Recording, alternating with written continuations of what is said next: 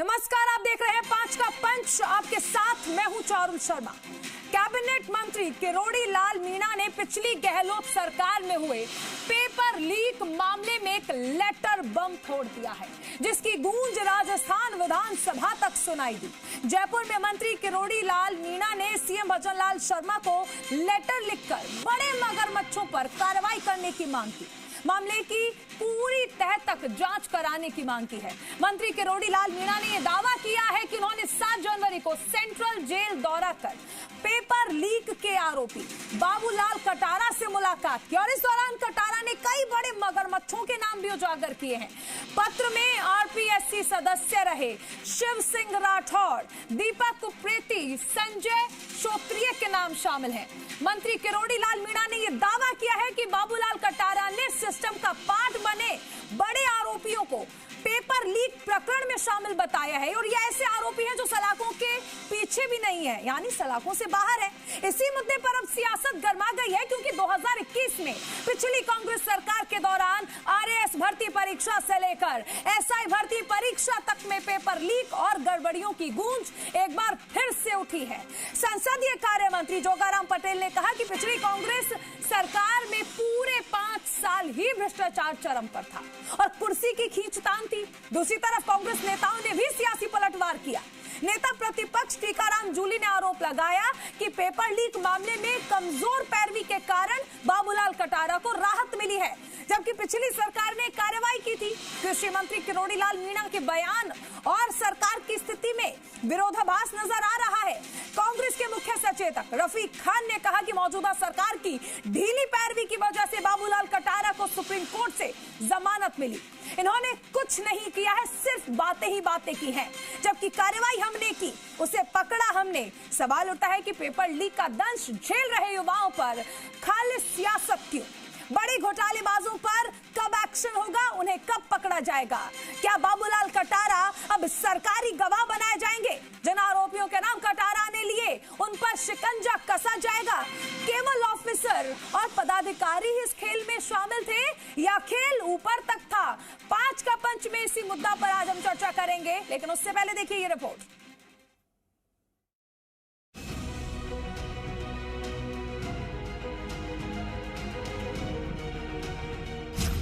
Paper leak पर बड़ा खुलासा, कटारा ने खोले कई राज।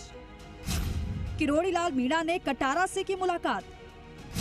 मीणा का लेटर बम, सियासत में भूचाल। बड़े मगरमच्छ अब भी बाहर।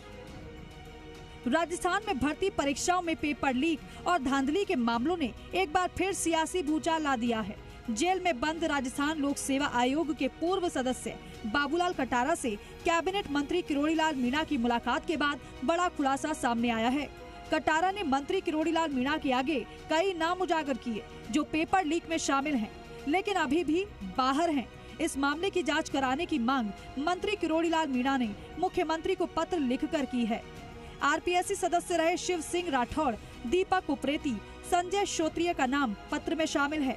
मंत्री किरोड़ी लाल मीणा ने कहा कि ये बड़े मगरमच्छ हैं जो पेपर लीक में शामिल हैं। पिछली सरकार में तो जितने भी पेपर लीक हुए, ओएमआर सीट में गड़बड़ हुई या फेवर करके मार्क्स दे डाले और लोगों को आरएस बना डाला, उस समय तो सुनी नहीं जी। बेशुमार ज्ञापन दिए, बेशुमार धरने दिए, खूब सरकार का ध्यान आकर्षित किया, मुख्यमंत्री जी का किया, लेकिन उन्होंने तो सुध ही नहीं ली। और कार्रवाई आके हुई है भजनलाल सरकार में, जो आपके सामने है। तो इस दृष्टि से मेरे को भरोसा है कि इसमें भी पुख्ता कार्रवाई होगी और मगरमच्छ पकड़े जाएंगे। उधर पेपर लीक मामले को लेकर नेता प्रतिपक्ष टीकाराम जूली ने कहा कि पेपर लीक मामले में कमजोर पैरवी के कारण बाबूलाल कटारा को राहत मिली। विधायक रफीक खान ने भी सरकार पर जमकर निशाना साधा। देखिए, किरोड़ी जी हमारी सरकार के समय से ही लगातार कई प्रकार की बातें करते रहे हैं, कई प्रकार के आरोप लगाते रहे हैं और अब भी कई भर्तियां हैं, उनमें किरोड़ी जी का मत अलग है और सरकार का मत अलग है। जबकि वो खुद एक बार अधिकारियों के पास चले गए थे, वो बड़ी अजीब सी स्थिति पैदा हो गई थी कि राजस्थान सरकार जो है अधिकारी के दरवाजे पे जा रही है। ये स्थिति इन लोगों की हो चुकी है। हम चाहते हैं इस पर सख्त कार्रवाई हो और युवाओं से जो धोखा हो रहा है उस पर लगाम लगे। शर्म करनी चाहिए इनको। इनकी ढीली पैरवी की वजह से आदमी की जमानत हो गई। इन्होंने तो कुछ किया नहीं, बातें ही बातें करी। कार्रवाई हमने करी, पकड़ा हमने, केस हमने बनाए। इन्होंने क्या किया? इन्होंने तो सिर्फ बातें ही बातें। तो बातों से नहीं होगा, काम करना पड़ेगा, परफॉर्मेंस करनी पड़ेगी। आपकी ढीली पैरवी की वजह से उनकी जमानत हो गई। किरोड़ी लाल जी कभी कुछ भी कह सकते हैं, सीनियर नेता हैं। मैं ये कह सकता हूँ कि उनका अंदाज अलग है। कल भी पर्चियां भेज रहे थे वो, कल परसों भी, तो वो कुछ भी कर सकते हैं। संसदीय कार्य मंत्री जोगाराम पटेल ने बाबूलाल कटारा को लेकर कहा कि कांग्रेस के 5 साल के कार्यकाल के दौरान भ्रष्टाचार चरम पर था। कांग्रेस को हमारी सरकार के ऊपर टिप्पणी करने का अधिकार नहीं है। कांग्रेस के गत 5 साल के कार्यकाल के दौरान भ्रष्टाचार चरम सीमा पर था। कुर्सी की खैरस्तान थी, एक दूसरे पर आरोप प्रत्यारोप ही नहीं, निंदनीय शब्दों का प्रयोग भी किया गया था। ऐसी स्थिति में कांग्रेस को विधानसभा के पटल पर भाजपा सरकार जो विकास की नई राह गढ़ रही है, उस पर कोई टीका टिप्पणी करने का अधिकार नहीं है। पेपर लीक की घटनाएं राजस्थान में उस समय दुर्भाग्यपूर्ण रही हैं और पेपर लीक करने वाले लोगों ने निश्चित रूप से युवाओं के अधिकारों पर कुठाराघात किया था, उनके अधिकारों पर अतिक्रमण किया था। अब हमारी सरकार पारदर्शिता से परीक्षाएं आयोजित करा करके युवाओं के सपनों को साकार करने का काम कर रही है। मैं निश्चित रूप से कह सकता हूं, माननीय मुख्यमंत्री जी के नेतृत्व में युवाओं के सपनों को साकार करते हुए निष्पक्षता से, बिना किसी भेदभाव के, बिना किसी लीकेज के पेपर आयोजित कराए जा रहे हैं।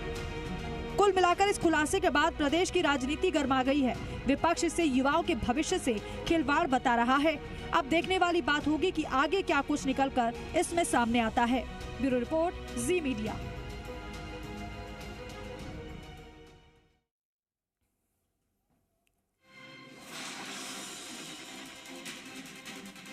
इस पूरे मुद्दे पर सियासत शुरू हो गई है, लेकिन हम सबसे पहले चर्चा की शुरुआत करेंगे, सीधा रुक करेंगे। हमारे साथ मंत्री किरोड़ी लाल मीणा जी भी बने हुए हैं। पिछले राज्य में मैंने मीडिया के सामने पक्ष रखा था कि ओएमआर सीट में हेराफेरी है, कॉपियों में हेराफेरी है, जहां नंबर बढ़ चढ़ के भी दिए और जो अच्छे थे उनको कम नंबर दिए, ऐसे फेवर किया गया। और वो फेवर करने वाले लोगों के नाम भी उस समय बताए थे, आप मीडिया को भी बताए थे। मैंने शिव सिंह राठौड़ बताया था, मैंने श्रोत्रिय संजय बताया था, मैंने दीपक उप्रेती बताया था। और आपको बताने के अलावा हाँ, मैंने एसओजी को भी सबूत दिए थे उस समय। इसलिए मैंने मुख्यमंत्री जी को दोहराया है कि जैसे सब इंस्पेक्टर पेपर में कार्रवाई हुई है, जैसे अभी ओएमआर सीट बदली गई, उसी ढंग की कार्रवाई इसमें की जाए।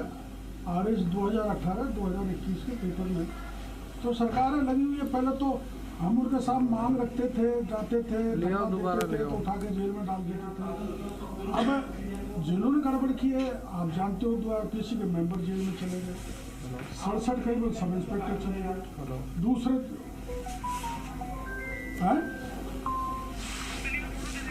हाँ, तो जब आप इन लोगों के चेक को तो देंगे, तीसरी हो जाएगी क्या? कटारा को पकड़े, कटारा तो मैंने बात की है बहुत लोगों। ठीक है, तो मंत्री किरोड़ी लाल मीणा हमारे साथ जुड़े थे। अब ये पूरा मामला देखिए, एक बार फिर से राजनीति शुरू हो गई है। बीजेपी और कांग्रेस एक दूसरे पर आरोप लगा रहे हैं, लेकिन यहाँ कई सारे सवाल हैं जो उठते हैं। एक सवाल इसमें यह भी है कि जिस तरह से जेल में बंद आरोपी ने बयान दिया है मंत्री को, क्या इस बयान के कानूनी और सियासी माने हैं और इस बयान को कितना एप्लीकेबल माना जाएगा आगे? इस पूरी कार्यवाही को किस दिशा देगा ये बयान जो कि बाबूलाल कटारा की ओर से दिया गया है?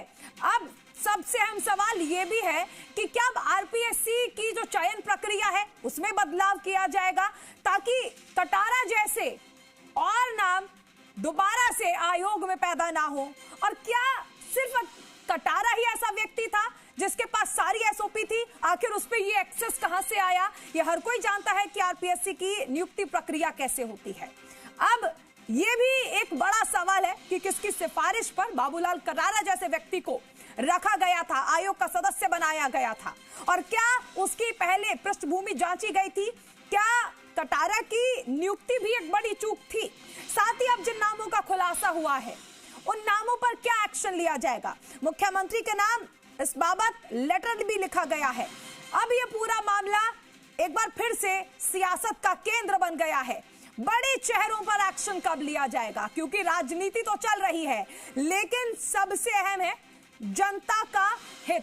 चलिए इसमें चर्चा की शुरुआत करते हैं। गोविंद पटेल कांग्रेस प्रवक्ता हमारे साथ जुड़ चुके हैं, सुरेश गर्ग बीजेपी प्रवक्ता है, योगेंद्र जोशी जो कि पुलिस अधिकारी है, पूर्व पुलिस अधिकारी हैं, पीके दशोरा पूर्व सदस्य हैं आरपीएससी के, और सत्येंद्र राव जो कि अभ्यर्थी हमारे साथ जुड़ चुके हैं। मैं सबसे पहले सुरेश जी आपके पास आना चाहूंगी। बहुत अच्छी चीज है कि गिरफ्तारियों की संख्या जो है वो लगातार बढ़ती जा रही है। आप लोग ये दावा भी लगातार करते हैं कि पेपर लीक नहीं हो रहे हैं आपकी सरकार में, लेकिन क्या आपको लगता है कि अब वक्त आ गया है कि आरपीएससी में कई सारे बदलाव की जरूरत है, चाहे चयन प्रक्रिया हो, आयोग के सदस्यों की, या फिर अन्य चीजें, ताकि दोबारा कटारा जैसा कोई व्यक्ति ऐसा पैदा ना हो सिस्टम में जिसके पास सीधे एक्सेस हो हर चीज के? देखिए चारुल जी, जब से हमारी सरकार आई है हमने भ्रष्टाचारियों के ऊपर अंकुश लगाया है। हमने अब तक 428 से ज्यादा अभियुक्तों को गिरफ्तार किया, जेल के अंदर डाला है। अब आप ये देखिए कि बाबूलाल कटारा जी खुद का स्टेटमेंट है कि भैया मैं आरपीएससी का मेंबर बनने के लिए 1 करोड़ 20 लाख रुपए की रिश्वत दी है।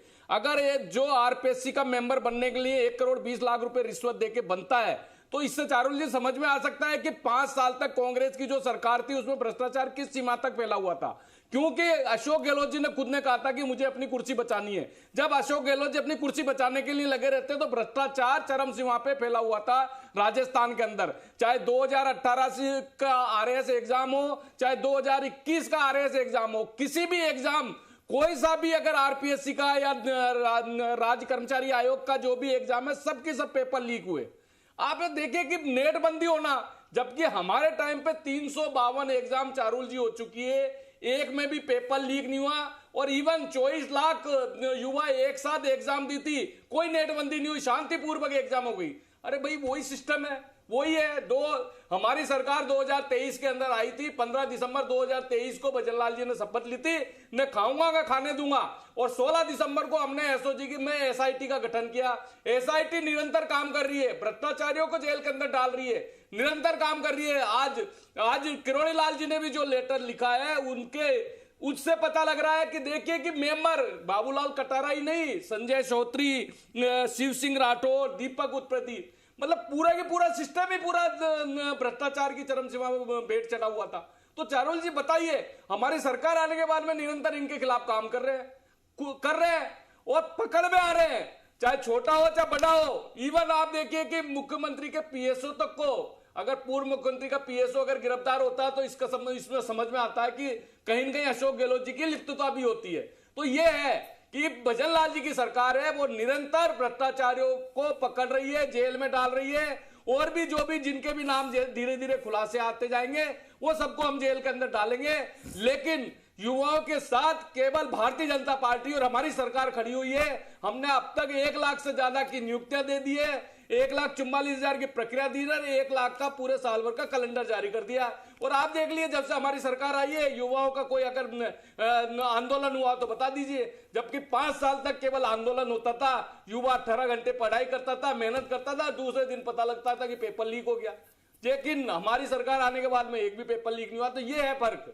तो हम तो ये कह रहे हैं कि जितने भी भ्रष्टाचारी है वो निश्चित रूप से। ठीक है, मैं गोविंद पटेल जी से इस पर जवाब ले लेती हूँ। गोविंद जी, अगर हम देखें तो बाबूलाल कटारा का ये कहना कि उन्होंने 1 करोड़ से ज्यादा रुपए दिए थे रिश्वत के तौर पर ताकि आयोग का सदस्य बनाया जा सके, हम इस बयान को चलिए साइड में रख देते हैं। लेकिन क्या आप ये मानेंगे कि एक बड़ी चूक हुई थी कटारा की नियुक्ति में, पृष्ठभूमि जांच नहीं की गई थी, और यही एक बड़ी वजह रही क्योंकि यहां तो आयोग के अंदर ही भ्रष्टाचार की जड़ें इतनी गहरी थी।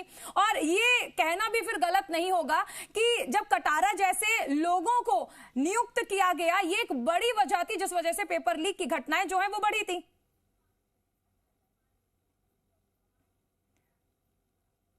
ठीक है, मैं लौटूंगी आपके पास। हमारे साथ किरोड़ी लाल मीणा जी जुड़ गए हैं। ठीक है, किरोड़ी लाल जी, एक सवाल यहाँ पर ये उठ रहा है कि कांग्रेस कह रही है कि सरकार ने कुछ नहीं किया, सब कुछ हमने किया है, गिरफ्तारियां हमने करवाई हैं। ना तो उन्होंने क्या किया? आपसे समझना चाहूंगी कि क्या आरपीएससी की जो नियुक्ति प्रक्रिया है उसमें सरकार किसी तरह का बदलाव करेगी ताकि कटारा जैसे लोग दोबारा से ना पनपे, क्योंकि यहाँ तो राजनीतिक सिफारिश पर नियुक्ति हो रही थी। नहीं, अकेले कटारे का नाम आप क्यों गा रही हो? मैंने तो मुलाकात तो उन्हीं से हुई है। आरपीएससी के नाम बताए हैं जी, शिव सिंह राठौड़ जी, संजय श्रोत्रिय जी, दीपक उप्रेती जो आरपीएससी के चेयरमैन रहे हैं, वो इन्वॉल्व हुए। ये मैं कह रहा हूं, और मैं गलत कह रहा हूं, मेरे पास प्रमाण है, गलत कह रहा हूं। पिछले राज में भी कहा था, तीनों नाम लिए थे मैंने, गहलोत साहब को धरना भी दिया था, लेकिन सुनने के बजाय मेरे को उठा के ले गए, गिरफ्तार कर लिया। तो कांग्रेस ने कुछ नहीं किया। भजन लाल जी के आने के बाद 67 सब इंस्पेक्टर को जेल में डाल दिया, 2 आरपीएससी के मेंबर को डाल दिया, और अभी ओएमआर सीट में हेरा फेरी की, उनमें 4-6 लोगों को गिरफ्तार कर लिया। करेंगे तो हम ही, इन्होंने कुछ नहीं किया। लेकिन बाबूलाल कटारा जो आरोपी है, उससे जानकारी लेने के बाद जो जानकारी मेरे जहन जो आई है, वो मैंने माननीय मुख्यमंत्री जी को बता दिए, पत्र के जरिए भी बता दिए और व्यक्तिगत रूप से भी बता दूंगा। इसमें जो आगे के पकड़ने वाले हैं वो एसओजी के लिए हो चाहे एसीबी के लिए हो, माननीय मुख्यमंत्री निर्देश देंगे पूरे पुख्ता प्रमाण के साथ।